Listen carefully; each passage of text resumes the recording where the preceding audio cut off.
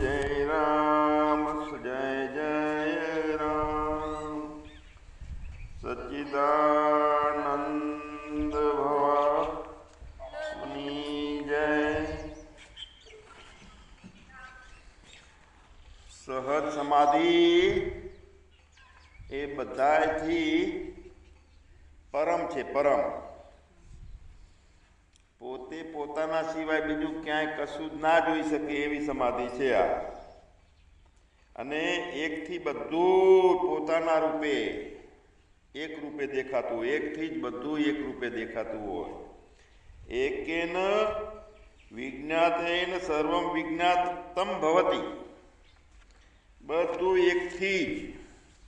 હવે હું કોણ છું એની શોધ કરવા માટે બધા મુમુક્ષુઓ વર્ષોથી તળપે છે, પણ હું કોણ છું એકલાને હુંને જાણવાનું નથી, આખું જગત હું રૂપે જણાય, ત્યારે બધી ભ્રાંતિઓનું નિરાકરણ આવે। તો એમાં પડદો કોણ બનીને ઊભો છે? મોટી દિવાલ, મોટો કોટ બનીને ઊભો છે આપણો અહંકાર। અહંકાર કો મન કો બુદ્ધિ અને ચિત્ત, ચિત્તની ચિત્તને છોડી દે છે એટલે ચિત્ત પકડવા મથે છે એટલે એનો એ અહંકાર મન બની ગયો। ક્યાંક મેળવવા માગે છે એટલે એનો એ અહંકાર બુદ્ધિ બની ગયો। અને સુખ ને દુઃખ, દુઃખ સુખો ભોગવવાની ઈચ્છા થાય છે અંદરથી, એ અહંકાર છે। અને એ અહંકાર છે એ આપણને બ્રહ્મ સ્વરૂપે, આત્મ સ્વરૂપે જોવા દેતો નથી, મોટામાં મોટી દિવાલ છે। મન બનીને આવે છે ત્યારે શું થાય છે? મનનું કાર્ય શું છે? સંકલ્પો વિકલ્પો, એટલે મન પકડવા મથે છે। મન પ્રેમને પકડવાની બહુ ઈચ્છા કરે છે, મન ધનને પ્રાપ્ત કરવાની બહુ ઈચ્છા કરે છે, મન પદ પ્રાપ્તિ માટે કંઈક બનવું છે મહાન, એવું મથે છે મન। તો પરમાત્માને પકડવા વાળું મન છે ને, એ પણ મન છે, પણ એ એક વિચિત્ર મનની ઘટના છે। છેલ્લે મનને એમ થાય કે હું પરમાત્માને પકડું, એટલે મન પરમાત્માને પકડવાના પ્રયાસો કરે છે, પણ પોતાને મટતા આવડતું નથી। એનું સરનામું ખબર નથી કે કેવી રીતે પરમાત્મા મળે ને ક્યાં છે। અને એ જ્યાં સુધી અહંકારની નિર્મૂળ નાબૂદી ના થાય ત્યાં સુધી મન મથે જાય છે, કારણ કે એને ખબર જ નથી કે એની વિધિ શું છે પરમાત્માને પકડવાની। તો મન બધું પકડે, પ્રેમને પકડવા મથે છે, ધનને પકડવા મથે છે, મદ પણ થાય છે, ધન પદને પણ, માન મોભો, આ બધું પકડવા માટે મથે છે, મથે છે। અને પરમાત્માને પકડવા માટે મથે છે, પણ અત્યાર સુધી ખાલી ખાલી રહી ગયું, પરમાત્માને પોતાનામાં ભરી શક્યું નહીં મન। અને પરમાત્મા વગર જે ખાલીપો રહે છે એટલે એને ચેન પડતું નથી। આખી જિંદગી દોડાદોડ કરે છે, અહીંયા સાધના કરું, આટલા ધ્યાન કરું, આને સાંભળું, આ મહાપુરુષને મળું, અને બધે અધૂરો માર્ગ મળે, થોડું સાંભળીને પછી છોડી દે। એટલે જે આ એક યાત્રા છે જીવનની છે,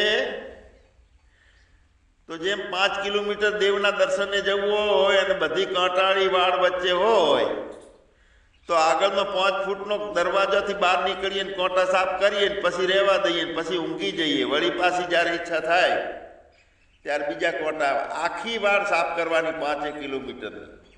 થોડુંક સાંભળે અને એક પછી છોડી દેવા વાળો છે એ કંઈ પ્રાપ્ત કરી શકે નહીં। કેમ કે મન તૃપ્ત ક્યારે થશે કે સંપૂર્ણ પોતાનામાં પરમાત્મા ભરાઈ જશે, પરમાત્મા સિવાય બીજું કંઈ એનામાં રહેશે નહીં, એટલે એનો પરાજય થઈ જશે અને પરમાત્માનો જય થઈ જાય ત્યારે મન શાંત થાય। એટલે જે કાંઈ પકડવા મથે છે તો પરમાત્માને પકડવો મથવા માટેની એની પાસે સરનામું નથી અને ઠીકઠાક રીત નથી. પોસ્ટકાર્ડ ને કવર પહેલાં લખતા ને આપણે, હવે તો બંધ થઈ ગયા, તો ટિકિટ તોડી હોય અને સરનામું લખવું ભૂલી જાય તો ફરતું ફરતું પોસ્ટકાર્ડ કે કવર જે હતું એ પાછું આવે. ક્યાં જાય? સરનામા વગર. એટલે મનને જે સમાધાન મેળવવું છે, સમાધિ પ્રાપ્ત કરવી છે, ખાલીપો જોવો છે એને, અને ભરપૂર પરમાત્મા ભરેલો એને અનુભવવો છે, પણ તે ઉપલબ્ધિ થતી નથી. સમાધાનની ઉપલબ્ધિ નથી, સમાધિની પણ ઉપલબ્ધિ નથી. તો મન દોડે છે સમાધાન અને સમાધિ માટે, પણ સાધના કરે છે. ધ્યાન ઊંડી ગુફામાં જતો રહે 5 વર્ષ સુધી ધ્યાન કરવા મથે, કાં તો ઘરને છોડીને એકાંતમાં જતું રહે તો મેળ આવશે. પણ ના, સાધનાથી કાંઈ બનાવાય નહીં. વિચાર જાય, સંપૂર્ણ વિચારનો લય થાય, એવી સમજ એક નિર્માણ થઈ જાય. શૂન્ય રૂપ બનવાની સમજ, તો શૂન્ય સમાધિમાં પ્રવેશ કરી શકે મન. મન જેમ બધું પકડવા જાય છે, પ્રેમને પકડવા જાય છે, ધનને, પદને, પ્રતિષ્ઠાને, મારે સુખી થવું છે, એ બધું પકડવા જાય છે, ત્યારે એ બધું છોડવા, એ બધાને છોડે ત્યારે શૂન્ય બની શકે. તો શૂન્ય સમાધિમાં પ્રવેશ કરવા માટે જેટલું જેટલું ભરેલું છે એને ખાલી કરવું પડે.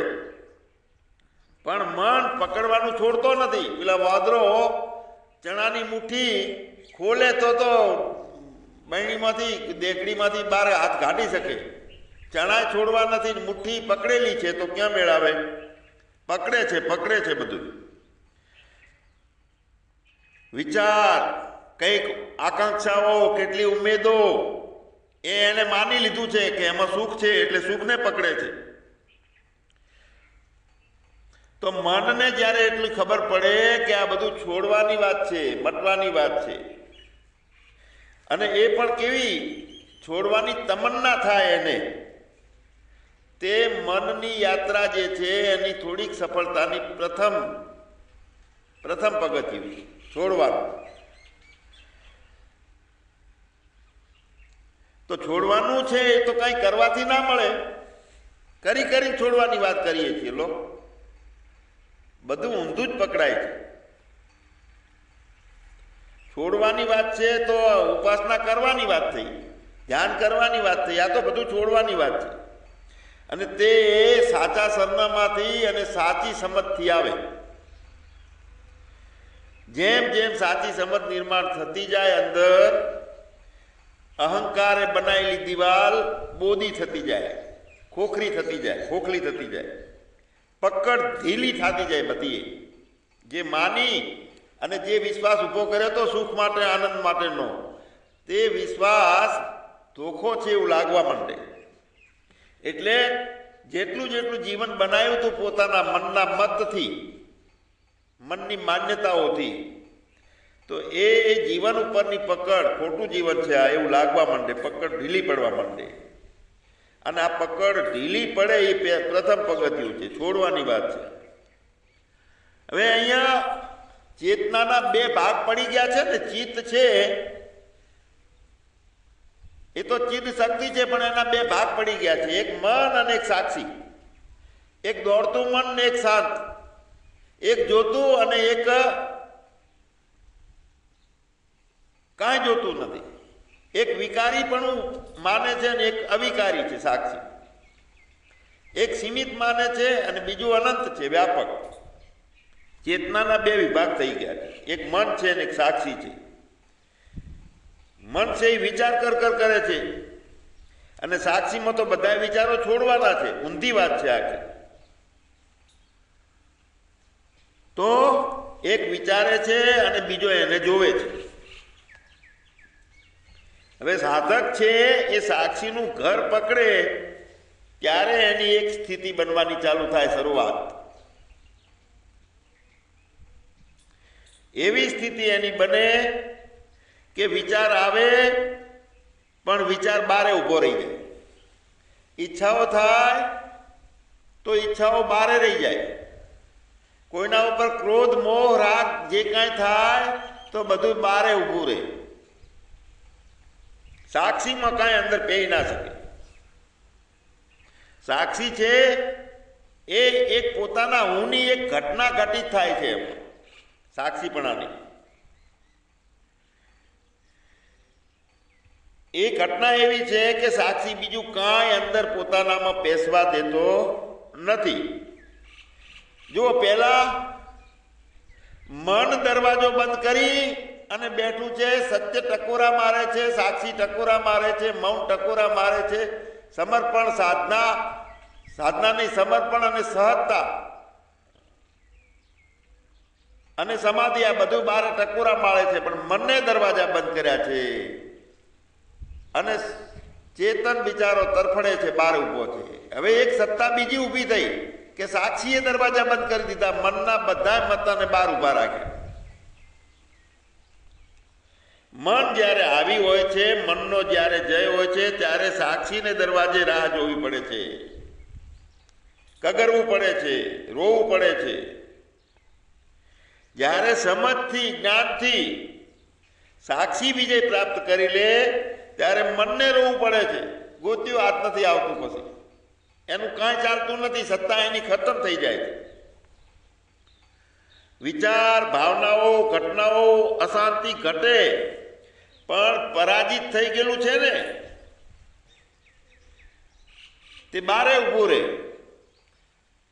જેમ એક રાજા બીજા રાજા ઉપર ચડાઈ કરે અને મૂળ રાજા જે પરાજિત થઈ જાય છે તો એ રાજાની રાજ્યની ગાદી ઉપર પેલો જીત થઈ એ રાજા બેહી ગયો, તો એના પ્રધાનો મંત્રીઓ સંત્રીઓ ને બધા જે હતા ને એ બધા એની હંગાતે પરાજિત થઈ જાય છે. જે વટ મારતા હતા બંધ થઈ જાય છે, કારણ કે રાજા બદલાઈ ગયો છે. હવે આપણે પેલા રાજાના મંત્રીઓ હતા, આ રાજા તો આપણને પછી મારવા માંડશે મંત્રી થવા બેસો. તો આ સાક્ષીનો જય થાય ત્યારે પછી ધીરે ધીરે ધીરે તે જય વિજયમાં પરિવર્તન થાય. સાક્ષીનો જય થાય ત્યારે તે જય વિજયમાં પરિવર્તન થાય. પછી સંગીત અને પછી ક્રાંતિ ચાલુ થઈ જાય જીવનમાં. મૌન ક્રાંતિ, સંગીતમય ક્રાંતિ, સિંગિંગ રિવોલ્યુશન. હવે વિજય એટલે શું? તો એ પણ સમગ્રતા જે અસ્તિત્વની છે એનું એક પાસું જ છે, ખાલી શૂન્યતા, એક બિંદુ જ છે. એ પણ પરિવર્તન પામી ગયું બધું, પરિસ્થિતિ આખી. किस्ती का रूप बदल गया, किनारा बदल गया सब. ये विजय એટલે શૂન્ય સમાધિ. અને ત્યાંથી શૂન્ય સમાધિથી જીવનની શરૂઆત. અને તે જીવન કેવું છે પછી? એ જીવનની ધીરે ધીરે વેગ ને આવેગો જે છે એ બધા શાંત થતા જાય, નદીની જેમ વહેવાનું ચાલુ થઈ જાય. નદી જેમ વહે છે અને જાય છે સાગર તરફ, પછી સાગરમાં સમાઈ જાય છે, નદીનું અસ્તિત્વ ખતમ થઈ જાય છે. પણ વહેતી ધારા વિરુદ્ધ તે જીત નથી. જેમ વહે છે એની સાથે વહી જવું, ક્યાંય આગ્રહ નહીં રાખવો, કોઈ અસ્વીકાર નહીં થવા દેવાનો. કેમ કે પરમાત્માના ઘરનો એક મુખ્ય સિદ્ધાંત છે કે વાસ્તવિકતા એ છે કે જે થવાનું હોય તે થાય છે. આપણા રોકાવાથી કંઈ રોકાતું નથી, અને રોકાવા જવા વાળોનું હાર થાય છે, જીત નથી. આ જીત એ છે કે વહેતી ધારા છે એના વિરુદ્ધ નહીં, પ્રવાહની વિરુદ્ધ નહીં જવાનું, કારણ કે બધે પરમાત્મા જ રમે છે. દારૂડિયાના રૂપે, ક્રોધના રૂપે, ઈર્ષાના રૂપે, મોહના રૂપે બધે એકનો એક બન્યો છે. હવે વિરુદ્ધ છે, જીવનનો વહેતો પ્રવાહ છે નદીની જેમ, એનાથી વિરુદ્ધ થઈએ છીએ તો થાકીએ છીએ, બંધન લાગે છે, કંટાળો આવે છે, જીવનમાં નિરાશા આવે છે, શોક આવે છે, ભય મળે છે. ધારા વિરુદ્ધ છીએ તો પરમાત્માની ધારા એ છે કે એમાં સંપૂર્ણ ભરોસો છે કે પરમાત્માથી બધું અસ્તિત્વથી ચાલે છે, મારાથી કાંઈ થતું નથી, એટલે હું કાંઈ નથી અને મારું કાંઈ નથી. ધારા વિરુદ્ધ છીએ એટલે બંધન, શોક, થાક અને મથીએ છીએ પરમાત્માને પ્રાપ્તિની, મુક્તિની.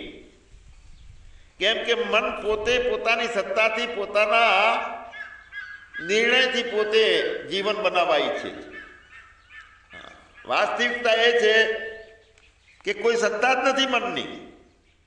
વાસ્તવિકતામાં જે થવાનું હોય તે થાય છે. આપણા રોકાવાથી કશું રોકાતું નથી. એક વિચારે ના રોકાય કે સપનું ના રોકી શકીએ. ક્યાંક ક્યાંક પ્રયત્ન રોકવાનો કરતા હોઈએ તો એમાં હાર જ છે સરવાળે. આપણી યોજનાઓ બધાની કેટલીય છે પણ તે મુજબનું કાંઈ થતું નથી, એ તો આપણને અનુભવ છે.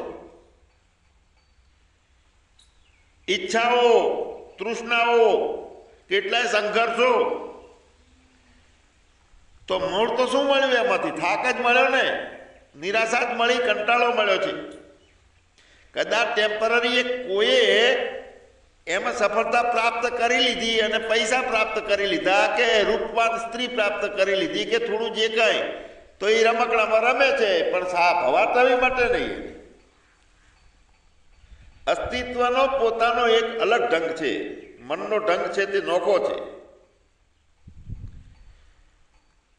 અને અસ્તિત્વનો ઢંગ છે એ કાંઈ નથી, કશું નથી, મારું તારું નથી, મરવાનું નથી, ખાલી હોવાનું છે, તે એનો ઢંગ છે. એના સિવાયનું બાકીનું બધું છે એ મનના પડછાયા છે, બીજું કાંઈ નથી. મનના તરંગો છે, પડછાયા મનના.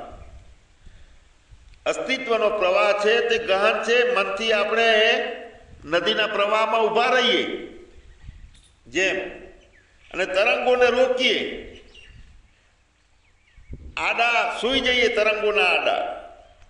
અરે તરંગોને રોકવા હોય તો વચ્ચે પથ્થરો મારીએ, મૂકીએ, પણ નદીનો પ્રવાહ રોકી શકાય છે?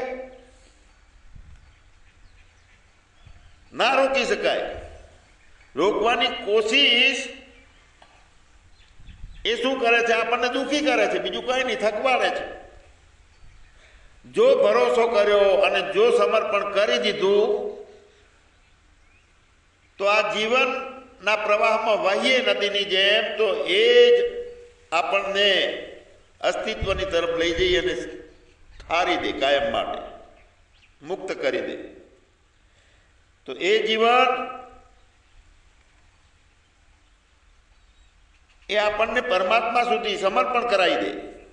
પછી ત્યાં નથી કોઈ સંઘર્ષ, થાક, નથી કોઈ દુઃખ, અને ત્યાં શૂન્ય સમાધિમાં પ્રવેશ થઈ ગયો. જો આ બીજી પંક્તિ, સાક્ષીમાં પ્રવેશ, એની દ્રઢતા થઈ, સંઘર્ષો મટ્યા અને નિત્ય શૂન્ય સમાધિ.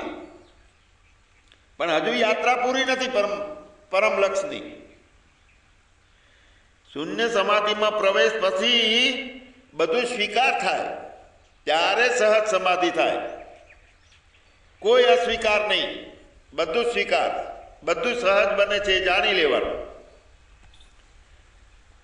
અને સહજ સમાધિ ઘટિત થાય ત્યારે બધી પ્રકારની ભ્રાંતિઓ, ભ્રમણાઓના બદલે બાદશાહ બની જાય. મનવા બેપરવાહ, જીनको કછું ના ચાહીએ વો શાન કા સાથ. ખાલી આનંદનો ભાવ થવો, તેનાથી આ આગળની વાત છે. શૂન્યમાં આનંદ આવે, ઉર્જાઓ વધે તો પ્રસન્નતા આવે. સહજ સમાધિનો પરમ આનંદ છે.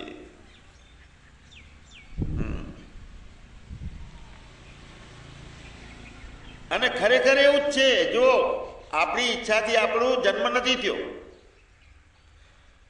આપણી ઈચ્છા મુજબના મા બાપ નથી મળ્યા, આપણી ઈચ્છા મુજબની જમીન કે મકાન કે ગાડીઓ નથી મળી, આપણી ઈચ્છા મુજબની લાડીએ નથી મળી, આપણી ઈચ્છા મુજબનું મૃત્યુ નથી થતું.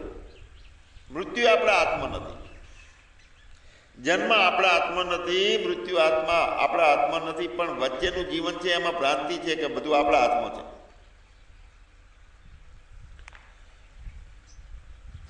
કાંઈ આપણા હાથમાં નથી તો વચ્ચેનું જીવન તે આપણા તાબામાં કેવી રીતનું હોય? પણ મન માનતું નથી. એ ઈચ્છે છે કે એની ઈચ્છા મુજબ બધું થાય, મનની ઈચ્છા મુજબ, પણ ના થાય. અને નથી થતું એટલે પછી ક્રોધ થાય છે, પીડા થાય છે, દુશ્મનો વધારે છે. તો મુખ્ય માલિકના ઘરે પહોંચવા માટે છોડો, બધું છોડો, ખરી જાય બધું, સમજ એવી નિર્માણ કરો, બધું છોડો. અને તે સમર્પણ છે, તે વિજય છે. તો એનો અર્થ છે કે ભરોસો ઈશ્વર ઉપરનો, ઈશ્વર નિષ્ઠા. કેવો ભરોસો કે જેને બુદ્ધિ નથી અને જે બધા ભરોસો રાખે છે. બાળક માના ખોળામાં રહે છે તો એને આખું જગત એની માં જ છે.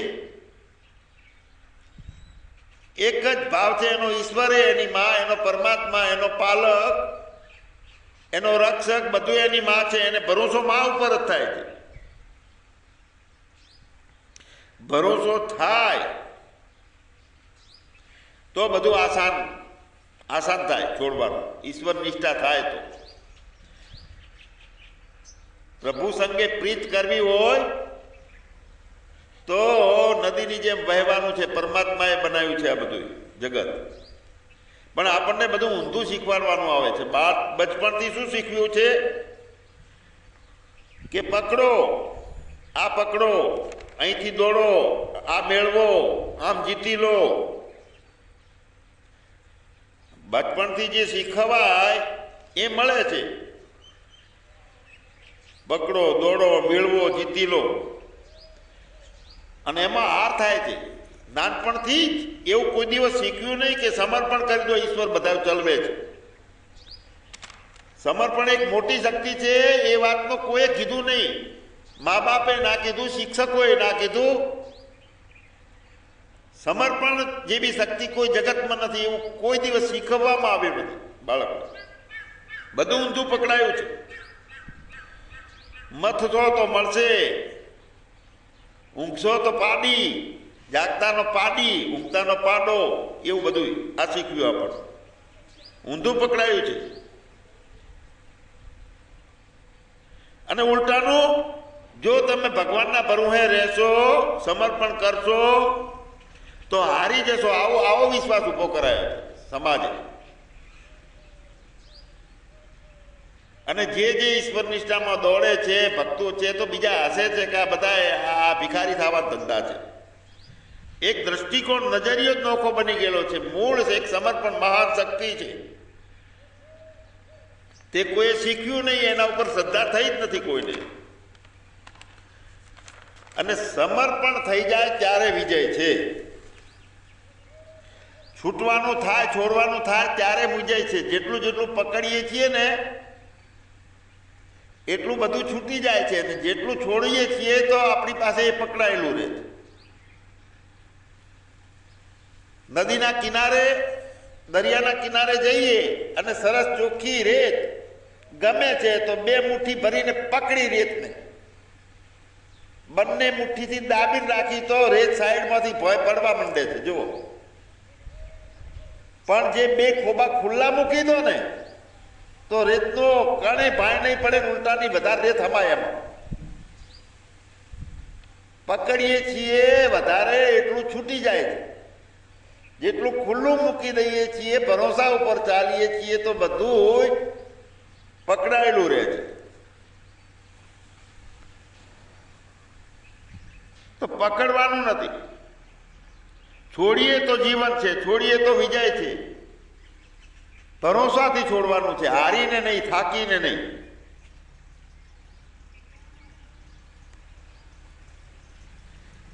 જેટલું છોડી દઈએ છીએ એટલું પકડાયેલું રહે છે. આ જીવનનું એક દ્રષ્ટાંત છે, રેતનું નથી આ દ્રષ્ટાંત. જેટલું પકડીએ એટલું ખોઈએ અને જેટલું છોડીએ એટલું મેળવીએ. પણ જીવનથી ભાગવાનો વાત નથી આ છોડવું એટલે. ઘર છોડી દીધું ને છોકરા છોડી દીધા ને કોઈના શબ્દો છોડી દીધા ને મને તકલીફ પડે છે, ઘોઘાટ થાય છે. આ ભાગવાની વાત છે. જીવનથી ભાગવાનું આ નથી, અસલ જાગવાની વાત છે. આ અસલ જાગવાની. ત્યાગો તે ભાગવાની વાત થઈ. ભોગવવું તે પણ ખટાખટ ચાલુ થઈ ગઈ, પણ જાગવાની વાત છે.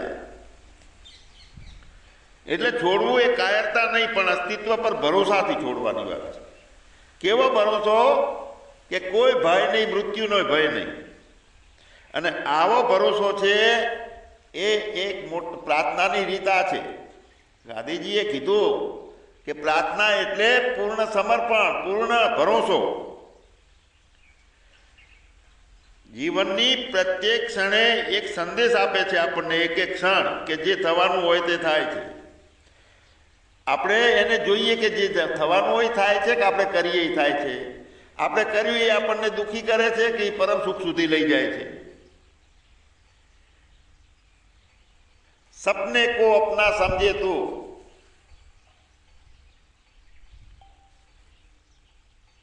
रेत का महल बनावे, परछायों के पीछे भागे हाथ कछु ना आवे. કયું સપનું છે? આ બધા મનના સપનાની વાત છે. આ સપનોं को अपना समझे तो એ સાચું માની લીધું, મનનું સપનું. और रेत का महल, विचारो कल्पनाओથી બધું ચાલે. रेत का महल बनावे, परछाई के पीछे भागे हाथ कछु ना आवे.